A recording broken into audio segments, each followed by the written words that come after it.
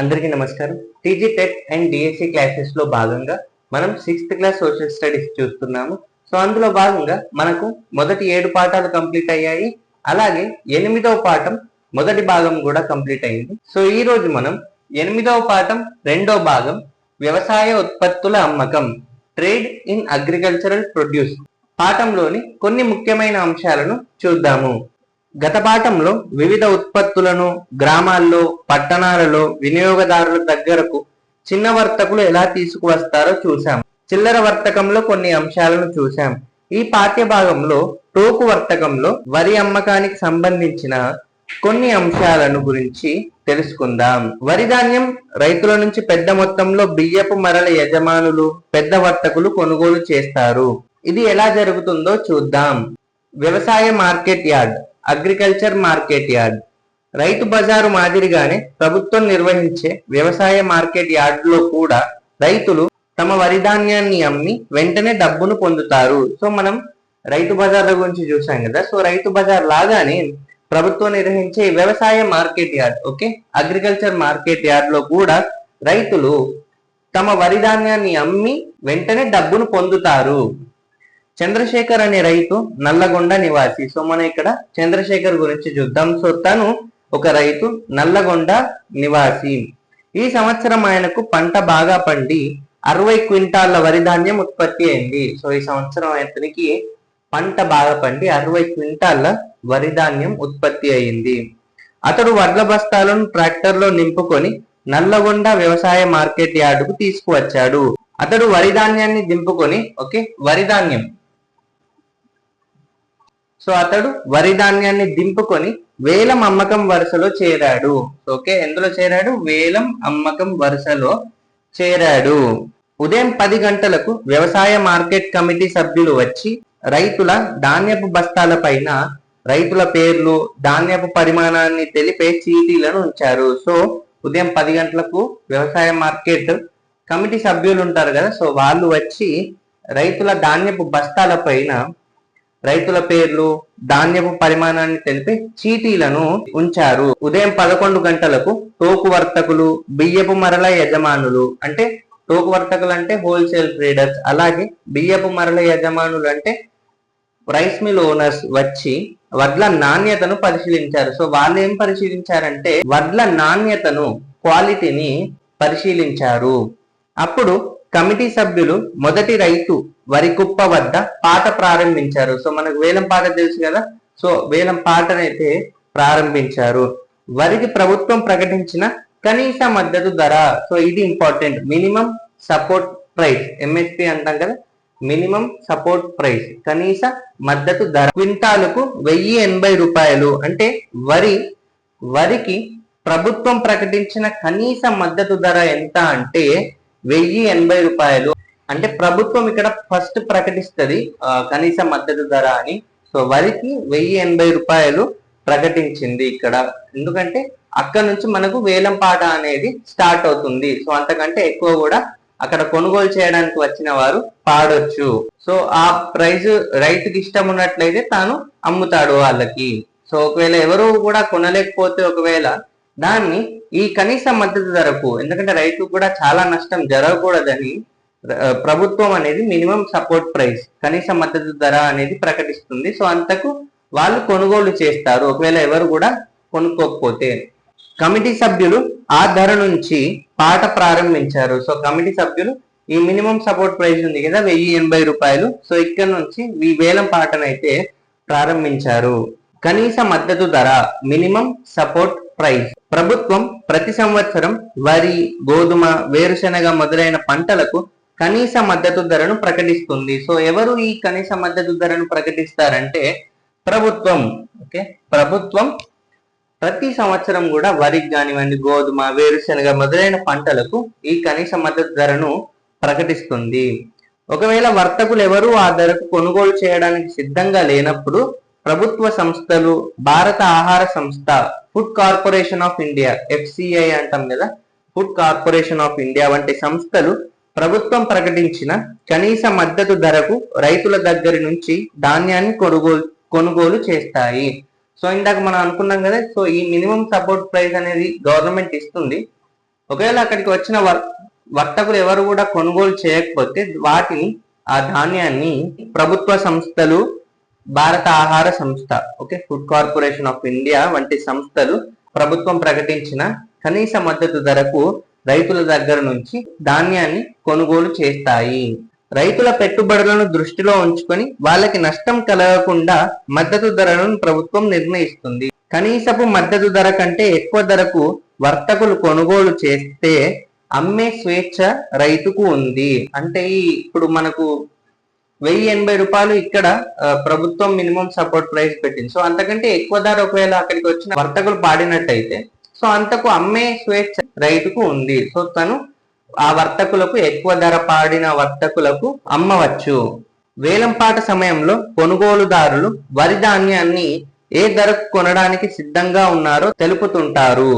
వర్తకులు తమ ధర పలికిన తరువాత వ్యవసాయ మార్కెట్ యార్డ్ కమిటీ సభ్యులు 1వసారి, 2వసారి, 3వసారి అని 3 సార్లు పలుకుతారు. సో ఇక్కడ ఏమవుతుందంటే వేలంపాట సమయంలో కొనుగోలుదారులు ఉంటారు కదా, సో కొనుగోలు చేయడానికి వచ్చిన వాళ్ళు వరి ధాన్యాన్ని ఏ ధరకు కొనడానికి సిద్ధంగా ఉన్నారో వారు తెలుపుతుంటారు. సో వర్తకులు తమ ధర పలికిన తరువాత వ్యవసాయ మార్కెట్ యార్డ్ కమిటీ సభ్యులు ఉంటారు కదా, సో వాళ్ళు 1వసారి, 2వసారి, 3వసారి అని 3 సార్లు పలుకుతారు. 3 అని పలకక ముందు ఎవరైనా ధరను పెంచవచ్చు. 3 అని పలికితే ఆ రాశికి వేలం పాట ముగిసినట్లు. సో ఒకసారి 3 అని పలికిన తర్వాత ఆ రాశికి వేలం పాట ముగిసినట్లు. చివరిగా పలికిన ధర ఆ రైతుకు లభిస్తుంది. పాట ముగిసిన తరువాత మళ్ళీ పాడే అవకాశం ఉండదు. సో ఇక మళ్ళీ ఉండదు. ఒకసారి 3 అని కౌంట్ అయిపోయిన తర్వాత అయిపోయినట్టే. ఇతర రాశులలో కూడా ఇలాగే కొనసాగుతుంది. చాలా మంది వర్తకులు బియ్యం మరల ప్రతినిధులు చంద్రశేఖర్ వరి రాశి చుట్టూ గుమిగూడారు. సో మనం ఇందాక చంద్రశేఖర్ గురించి అనుకున్నాం కదా, సో తన యొక్క వరి రాశి చుట్టూ గుమిగూడారు వర్తకులు, అలాగే బియ్యం మరల ప్రతినిధులు. అతని వడ్లు బాగా ఎండాయి, వాటిలో కొద్దిగా తాలు ఉంది. పాట ప్రారంభమైన తరువాత వర్తకులు, బియ్యం మరల ప్రతినిధులు వడ్ల నాణ్యతను బట్టి రేటు పెంచుతారు. సో ఇక్కడ పాట అనేది ప్రారంభమైన తర్వాత వీళ్ళు ఏం చూస్తారు మెయిన్ గా అంటే వడ్ల నాణ్యతను బట్టి, ఓకే, వడ్ల యొక్క క్వాలిటీ బట్టి, ఓకే, వడ్ల నాణ్యత బట్టి, ఎందుకంటే నాణ్యంగా ఉంటే కొనడానికి ఎక్కువ ఇష్టం చూపిస్తారు కాబట్టి సో వడ్ల యొక్క నాణ్యతను బట్టి రేట్లు అనేవి పెంచుతారు. ఆ రోజు చంద్రశేఖర్ క్వింటాలుకు 1150 రూపాయలు పెద్ద రైస్ మిల్లు ఏజెంట్ ద్వారా పొందాడు. చాలా మంది ఇతర రైతులు వరి ధాన్యానికి క్వింటాలుకు 1100 రూపాయలు పొందారు. వ్యవసాయ మార్కెట్ కమిటీ సభ్యులు వరి రాశులకు వివిధ వర్తకులు పాడిన పాటలను నమోదు చేసుకున్నారు. సో ఇక్కడ వ్యవసాయ మార్కెట్ కమిటీ సభ్యులు ఉంటారు కదా, సో వాళ్ళు వరి రాశులకు వివిధ వర్తకులు పాడిన పాటలను నమోదు చేసుకున్నారు. తిరిగి కార్యాలయానికి వెళ్లి పాట పాడిన వర్తకుల పేర్లు, చీటీ నంబర్లు నమోదు చేసుకొని అత్యధిక ధర పలికిన వర్తకుని పేరు, పాడిన ధర చంద్రశేఖర్ కు తెలియజేశారు. అతడు ఆ ధరకు అమ్మడానికి అంగీకరించాడు. కమిటీ సభ్యులు క్వింటాలు ధరను మొత్తం రూపాయలను నమోదు చేసి చీటీని ఆయనకు ఇచ్చారు. ఒక చీటీ అనేది ఇవ్వడం జరిగింది. ఒకవేళ ఆ ధరకు అమ్మడానికి అతడు అంగీకరించకపోతే అతడు మరుసటి రోజుకు లేదా ఒక వారం వరకు వేచి ఉండవచ్చు. ఒకవేళ 1150 రూపాయలు నాకు తక్కువ అనిపిస్తున్నాయని ఆ రైతు అనుకుని ఉంటే సో తను అమ్మకుండా కూడా ఉండొచ్చు. తను మరుసటి రోజుకు లేదా ఒక వారం వరకు వేచి ఉండవచ్చు. వ్యవసాయ మార్కెట్ యార్డులో కొనుగోలు చేసినందుకు గాను వర్తకులు కొంత రుసుం చెల్లించాలి. సో ఇక్కడ అగ్రికల్చర్ మార్కెట్ యార్డ్ లో ట్రేడర్స్ అనేవారు కొంటున్నారు కాబట్టి వాళ్ళు కొంత రుసుం అనేది చెల్లించాలి. ఓకే, కొంత రుసుం అనేది చెల్లించాలి. ధాన్యం కొనుగోలు చేసినప్పుడు ఆ మొత్తానికి 100కి రూపాయి చొప్పున కమిటీకి కమిషన్ గా చెల్లించవలసి ఉంటుంది. సో ఎంత చెల్లించాలి అంటే 100కి రూపాయి చొప్పున, అంటే ఇక్కడ వాళ్ళు ధాన్యం కొనుగోలు చేసినప్పుడు ఆ మొత్తానికి 100కి రూపాయి చొప్పున ఈ కమిటీ ఉంది కదా, కమిటీకి కమిషన్ గా చెల్లించవలసి ఉంటుంది. రైతులు మాత్రం ఏమి చెల్లించవలసిన అవసరం లేదు. కానీ నిజానికి రైతులు కూలి ఖర్చు, దింపుడు ఛార్జీలు, పరిశుభ్రత నిర్వహణకు ప్రతి 100 రూపాయలకు రూపాయల చొప్పున చెల్లిస్తున్నారు. అయితే ఇక్కడ చెల్లించాల్సిన అవసరం లేదన్నాం, కానీ ఇక్కడ రైతులు కూలీ ఖర్చు ఉంటుంది కదా, సో కూలీ ఖర్చు, అలాగే దింపుడు ఛార్జీలు, అలాగే పరిశుభ్రత నిర్వహణకు వాళ్ళు ప్రతి 100 రూపాయలకు 3.5 రూపాయల చొప్పున చెల్లిస్తున్నారు. ఈ మొత్తాన్ని రైతులకు డబ్బు చెల్లించే వర్తకుల నుంచి మినహాయించుకొని వ్యవసాయ మార్కెట్ కమిటీకి చెల్లిస్తారు.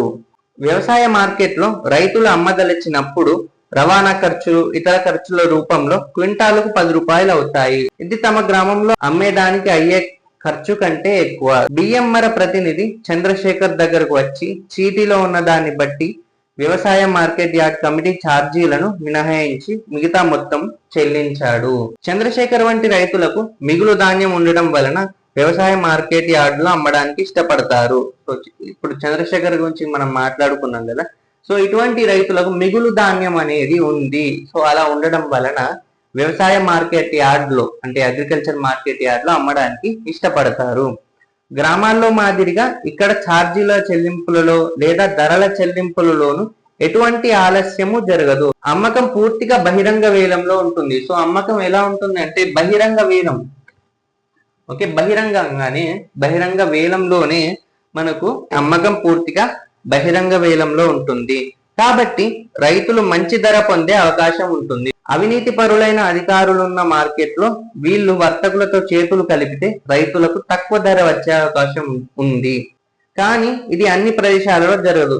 మన రాష్ట్రంలో సుమారు 100 వ్యవసాయ మార్కెట్ యార్డులు ఉన్నాయి. సో మన రాష్ట్రంలో ఎన్ని ఉన్నాయి మార్కెట్ యార్డులు అంటే సుమారు 100 వ్యవసాయ మార్కెట్ యార్డులు ఉన్నాయి. ఎన్ని? 100 వ్యవసాయ మార్కెట్ యార్డులు ఉన్నాయి.